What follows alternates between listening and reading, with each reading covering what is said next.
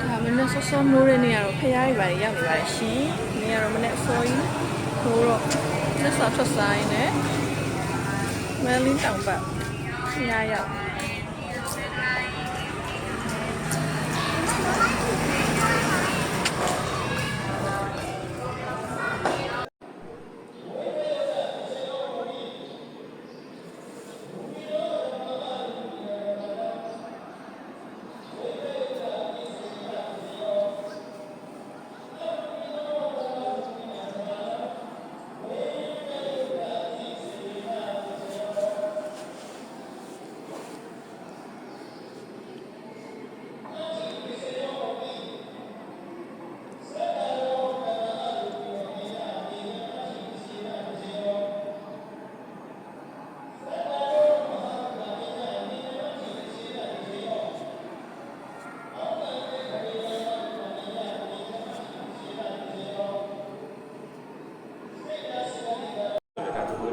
ဟုတ်တယ်